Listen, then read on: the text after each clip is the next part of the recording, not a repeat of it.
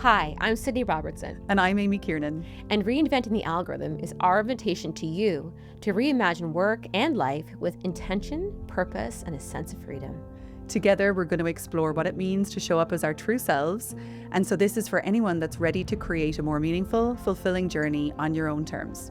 Welcome, everyone, to this episode. We're going to be talking about success today and how that has changed for both of us, moving from the corporate world and really redefining what success means in our entrepreneurial journeys. Yes, welcome everyone. Can't wait for this discussion. I feel like it's something that Amy and I have grappled with and also really are learning to fine tune as we get more and more into our entrepreneurial journey. For me personally, I came from a very high achieving family on my dad's side. So, defining success was through education and learning. And it was really important to, you know, lean in, be smart, and work hard.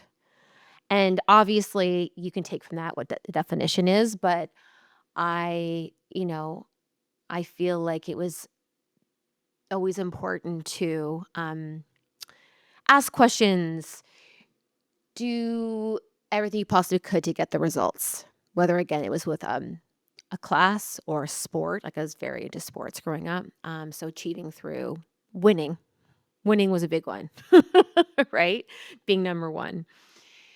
So, I think as it translates itself into the working world, and getting into a career that, say, for example, sales, where it's very revenue driven, I think again, it's defining success through winning a deal, right? And how you're ranking within a company. So that's been a big one for me is now that we're on this other side of it with the entrepreneurial journey, it's kind of shifted a lot, right? Because, you can't be thinking in terms of revenue success. We're in the build phase, right? So just understanding what success is has shifted a lot for me. When I think about how I define success now compared to earlier in my career, it's very different. I, you know, I think similarly to you, my family was very much about working hard, like a work ethic, going to university, being educated. It wasn't so much about winning, but it was definitely about achieving. That's for sure. And early in my career, I soon found out that it felt really, really good to be promoted. It felt really good to have the attention of the leadership team when they thought that you could accomplish things or that you could help them in some way.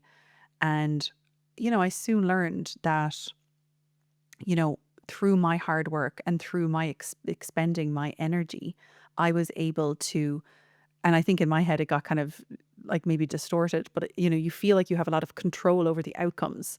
You think if I just work hard, I'll get that promotion. If I just, do an extra hour, I'll show them how devoted I am to this job.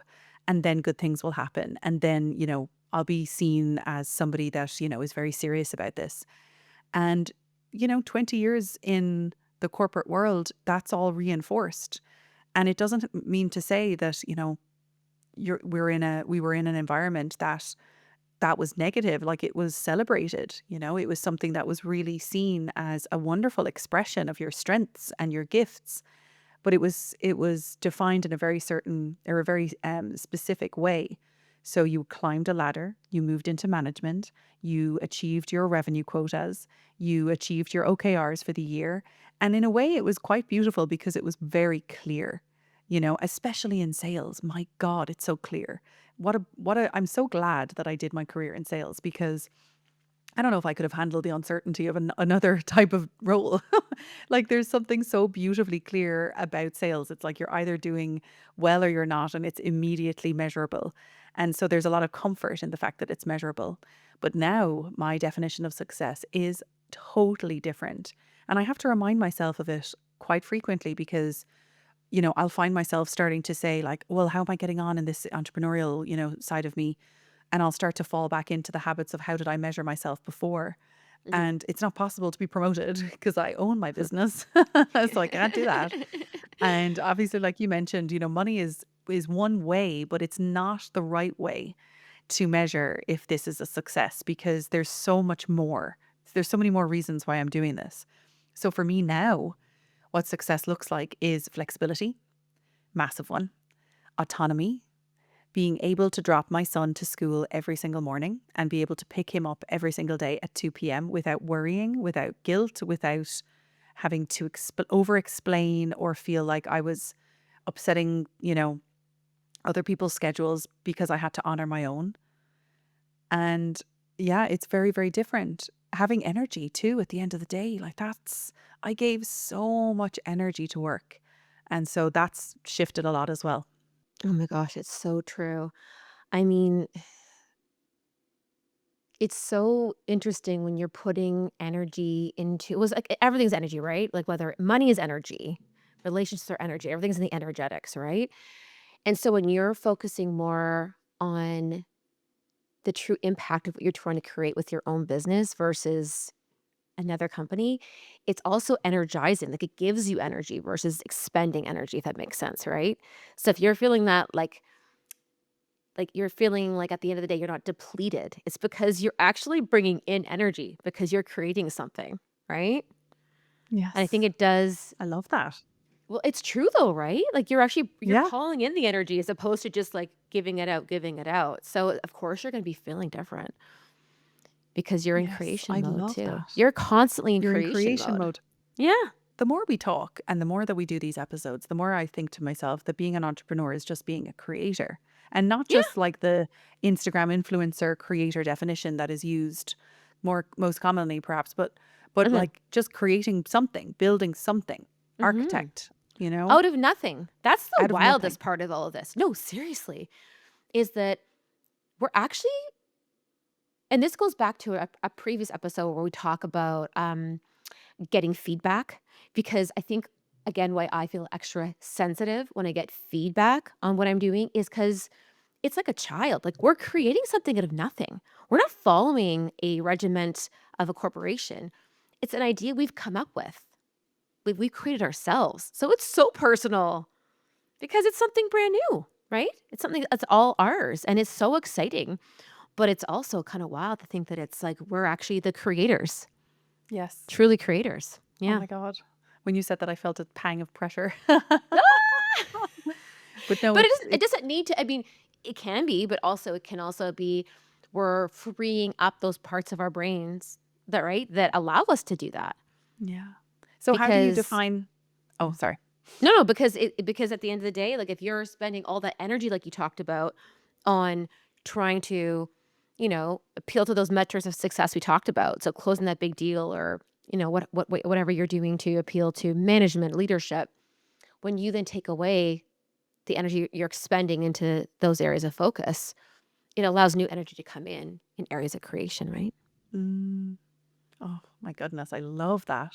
So how do you define success now then as an entrepreneur? I think for me, um, owning my schedule is a huge part of that. The fact that I get to get up in the morning, take my dogs for a hike. I can live wherever I want, really. I mean, I'm splitting my time between, my farm and then my partner's place in PC. And I can be wherever I want to be, barring any issues around Wi Fi.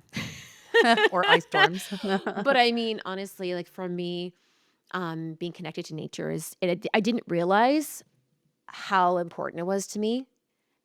And I've been diminishing it, being like, well, that's silly. No, but like honestly, I feel like I'm fueled when I'm out in nature. It helps me be creative. Like the biggest ideas I come up with are when I'm literally walking in the forest at my farm or going for a hike along the water. And it's literally like it's my fuel. And I think, having the freedom to be where I need to be in creation mode, is to me such a gift. Like I still wake up some mornings and think, I can't believe this is my life right now that I get to do all of this. And then I get to also pick where I get to, work in terms of events. I mean, I get to get on a plane and come to London and meet you there and we get to create something special there. Or basically anywhere we want in the world. Like the world's our oyster, really, at the end of the day. Whereas before it was, okay, like when's the next conference or where do I need to be for X, Y, and Z?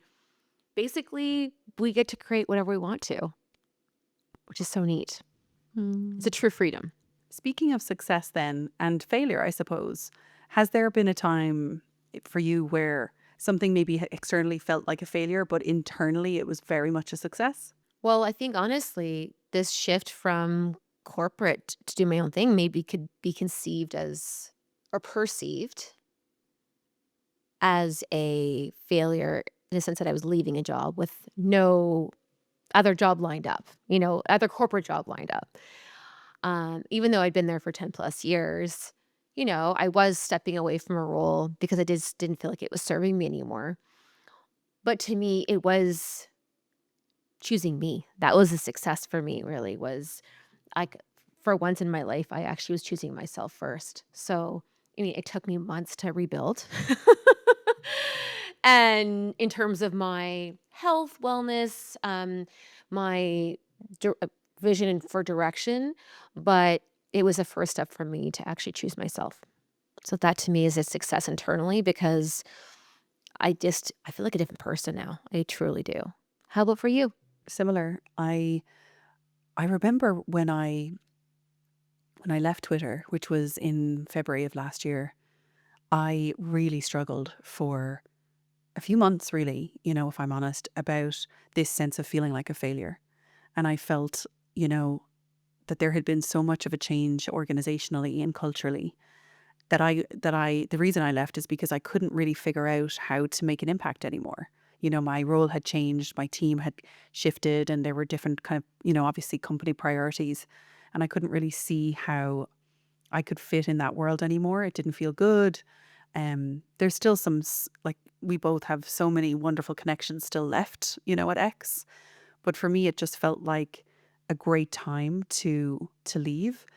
But even though it was the right thing for me, and I know that it was, and I have no doubts whatsoever, when I left, it felt like part of me was worried that, maybe it was just that I couldn't figure it out. I couldn't figure out how to have impact in this new world. I couldn't, why couldn't I just push through? Why couldn't I just stay? Because I did the same thing. I left without a role to walk into. And it was by design. And I know yours was the same. Like we did it on purpose so that we could see what would come out of the spaciousness of not having to jump from one 10-year role or career in one company to another company. I mean, your head would be just spinning.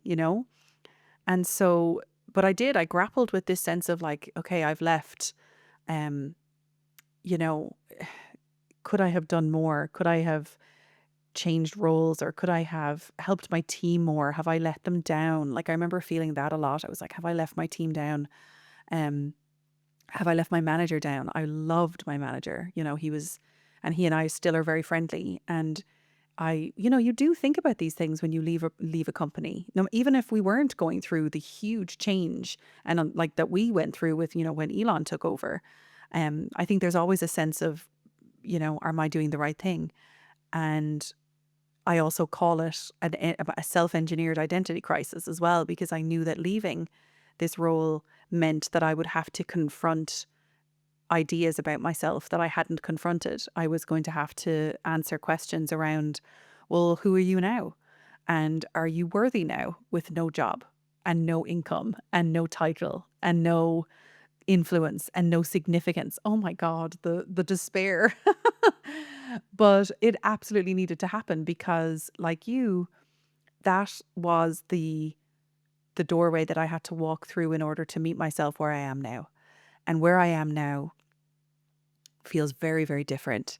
Success is very different. It's much richer. Like people ask me, like, what's life like now that I don't have such a big job, really, working for such a well known company that we did for so long.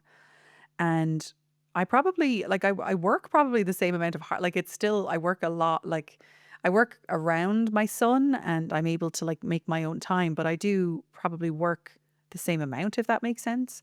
But it doesn't feel like it. And to your point, it's energy giving versus energy depleting. And that's been a huge shift. So, Amy, how do you rate yourself in that success instead of comparing yourself to others? That's a great question. Um, I mean, I do. I think that we all naturally tend to look around to see what other people are doing and am I doing it right? Um, to get feedback, perhaps. How do I stay grounded? It's hard. I've definitely caught myself, like feeling in my body this sense of like overexertion where I've kind of gone a bit too hard and I've worked maybe a bit too long for whatever reason. And I do definitely have moments where I look at other people who are doing entrepreneurial journeys and I worry that I'm not where they are. And does that mean that I'm not doing the right thing? Am I doing something wrong?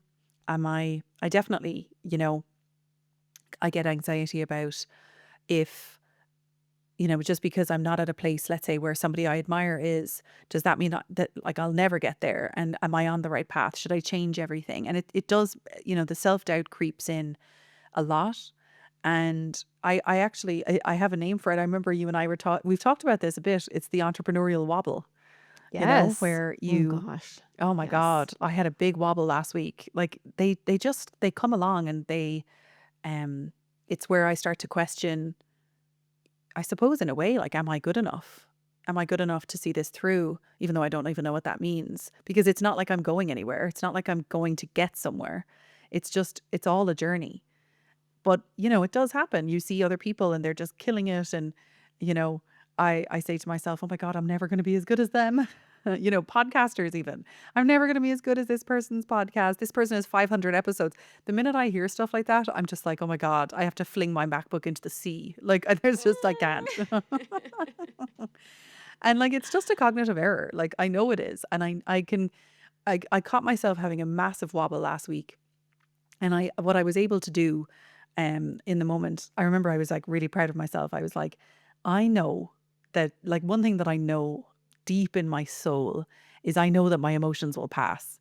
And this could be just because I'm the parent, like I'm a mother of a 6-year-old who has, at times, challenging expressions of emotional regulation. For example, when he's playing a game and it doesn't work out, he gets frustrated. And, I definitely find myself saying to him that, feelings will pass. Like they're like clouds, they're like the weather. You are the person that experiences them, but they will pass. And so when I was in this entrepreneurial wobble where I was just like, all right, the MacBook is going into the sea, I was like, wait a minute, feelings will pass. I will feel different tomorrow. And I just gave myself this sense of like, yeah, it feels shitty right now, but I'm just going to see how I feel tomorrow. Just see, you know? And sure enough, I woke up the next day. I wasn't like, leaping out of bed and like filled with um whatever. But I definitely felt different and the wobble had faded a little. That's so good. I know it can be really tough. It can be really tough. And honestly, you taught me that word, and ever since you did, it's funny. Like I suffer from OCD, and the severity ranges has ranged since I was a kid, and my partner has ADHD, so we kind of joke the battle of the OCD versus the ADHD because it's interesting sometimes when you're dealing with neurodivergent aspects of yourselves in a partnership. But, for me, I remember when I was in, I call it my quarter life crisis, like when I was shifting from I was going into law and I was going in that path and then realized I worked a law firm for a few years. And I just realized it was not me. It was, and even though my dad had warned me, who was a lawyer, he's like, you're not gonna like this. You're not gonna like this. And I said, I was stubborn growing up. I'm like, no, I'm gonna be a lawyer. So I worked in the field of law for a few years, and not as a lawyer, but obviously like at a law firm working for lawyers as I was going through all my LSATs and all that stuff. And then I started to have these panic attacks, but I didn't know what they were. I thought I was going to die. Like I was like, I'm going to die. I physically was getting these waves, like I was going to have an aneurysm or something else, and it was it was all consuming. Like every night I go to bed, and I thought I was going to have a heart attack. So I went to the doctor, and they were like, you have control issues and you're having panic attacks. And it's so funny. As soon as you can actually identify something, it shifts things for me. Maybe it's an OCD thing, but as soon as I was aware that I was having panic attacks and that it was a lack of control, right away I was able to actually overcome it. And I made a shift. I got into marketing, and then everything flowed from there. But I find the same thing with this stage of my life with this entrepreneurial wobble that I have here and there is as soon as I was able to identify it as being something that, just is gonna happen, it just made everything okay for some reason.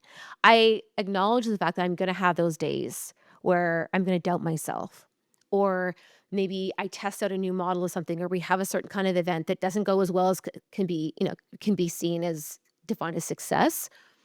Everything's a learning. So I'm able to now, even in my OCD ways, I'm able to sit down, relax, assess, and then rebuild, And that's been the big thing for me because usually when we're in the corporate world, there's no time for that. You have to just you pivot and you go, you pivot and you go. Okay, didn't sell through that program. Okay, who can I sell to next? Or how would I rejig it here to, you know, um, repackage it for another client? And the difference is when I'm having my entrepreneur wobbles, it comes back to that control. And I think about, okay, you know what? It's okay. I'm just having a wobble and I'm going to take the day and, learn to be kind with myself. And actually, Amy Debs taught me that too. Cause when I had one the other week as well, where I felt very vulnerable on some feedback I received. And I was putting myself down. And then I thought, you know what? It's okay. Like it's okay. And people are allowed, we talked about in previous episodes around projection, and people can project their thoughts and their feedback onto you on something they're not actually doing themselves. And just to take that time for yourself and realize, okay, you know what? Their feedback doesn't define who I am. And it's okay to take a moment for myself, be kind to myself, and then learn from that and move on. And that's success really, right? Is like learning from our own I don't know if the word is mistakes, but like learning as we go, because like everything we're doing is not going to be written out for us, right? It's not charted in territory, and doesn't have a merit um historicals, right? Like we again, everything we're doing right now is new, so we're going to have days where we try something out, it may not work, but that's okay. That's okay if it doesn't work, because success really is the journey as well. It's not just the end result. I think the difference that we talk about is in the past, success was again defined by revenue or, those promotions, whatever they are. But it could also be just having the aha moment about your own business, right? And moving it forward. Or getting that feedback on something like, that one event you have where you do get someone who comes to you and says, you just changed my life, or you provided me with XYZ support, and that in itself is success because you've made an impact on someone because of something you've created. Yes. Oh my God, I love that. That is beautiful. And I love the way you said as well about, everything is a learning because like when I was having my entrepreneurial wobble a week or two ago or whatever it was, another thing that helped me through it was this sense that, and I did another podcast episode on it around imposter syndrome because I really had to go into it and be like, what, like, what am I going to do here? Like, how do I want to feel? And what can I reframe or shift in terms of my perspective to make it more like to make it serve me, to make it mean something to me. And it was around this sense that like we never signed a contract to say that we were going to get X, Y, and Z as an entrepreneur. We don't have that luxury in a sense. We don't have that ability. Everything is new, everything is unknown. And so really the only thing that we can't do is embrace a beginner's mindset and be like, yeah, I don't fucking know. I don't know anything. I just know that, you know, and it's true. Like we don't. Hmm. But I think what we also forget is that we're not new at everything, right? Like we're new at Yes. this. Hmm. You have 25 years of sales Yes. and business experience. You worked in a law firm. You worked at Twitter for how long? You've got all this incredible experience. You are not new. You are just new at your companies. It's They're new. so And true. that It's so really true. resonated with me, like to the point where I was like, hang on a minute. I'm not like, I wasn't just born literally 2 days ago or whenever I ended my last role at Twitter or whatever. Like, I have so much to bring with me. I didn't just leave Twitter and then everything is gone, everything is dead, everything is left behind in the company. No, I took it all with me, and so did you. And, and so if we can remember that and be like, okay, I'm not new, this is new. And also, there's nothing wrong with being a beginner. There's nothing wrong with that. Like, in fact, being a beginner, I mean, you have hired people, I have hired people. We love beginners because they have the most incredible perspective. Because people, if you've been in a company for 10 years like we have, yes, you have amazing tacit knowledge and you've learned how shit gets done without even like, having anything written down. You just remember things, you remember the go links, whatever it is. But then somebody comes in that you hire and they just blow it all apart because they have the most amazing perspective from they're new and their beginner's mindset, and it makes everything better. So that is another thing that has helped me, I think, when I've felt failure instead of success, or even felt trapped by the binary nature of those two things. Yeah. Yeah, absolutely. Okay, Sid. So we're coming up to the end of this episode, and I know that you are a very you're very connected with the number 3, and it means a lot to you. Mhm. So Yes. in our solo episodes and also in our interview episodes, you really like to, summarize or provide like 3 takeaways or ask people questions around threes. So what is your 3 today? Well, I think the 3, and I'd love to hear yours as well. It's so funny, we go into these episodes, I think, talking about, what we wanna share, but then we also I learn so much about myself as we get talking. I swear to God, Ames, it's like having a therapy session with you every time I Agreed. talk I'll to feel the same you. way It's about you. amazing.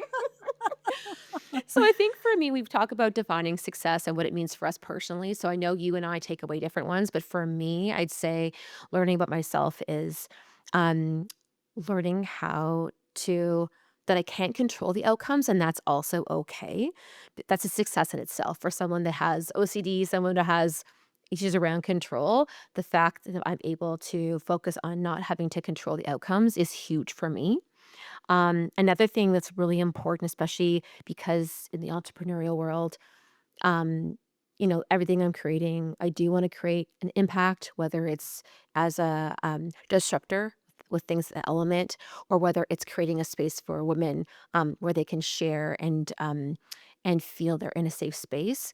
For me, impact is a huge word. So impact, if I can create impact, even if it's not deriving a ton of revenue from it, if I can create impact on the world or with the women I'm working with, that's really important to me and define that I think of that as defining success.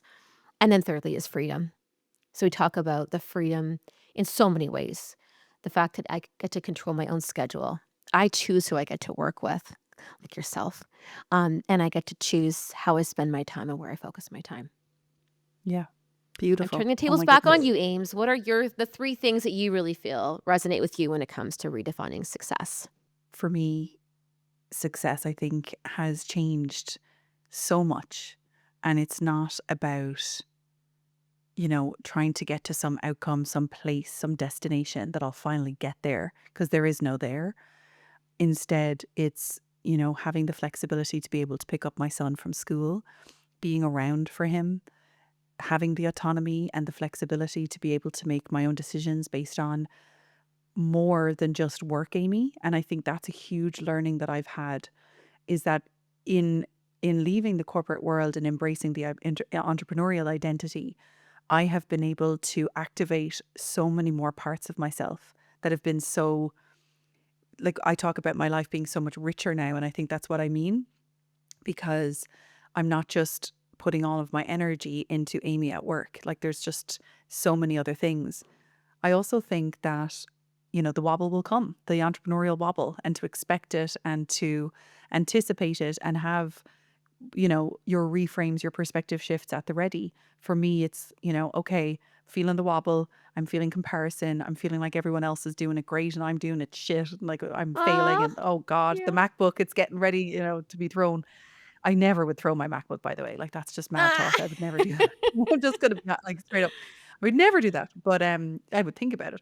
But yeah, just like knowing that that's coming and also knowing that that will pass, and to lean into the beginner's mindset, because I never signed up to be the perfect entrepreneur. I'm just expressing myself. I'm just being creative, and that is important to me.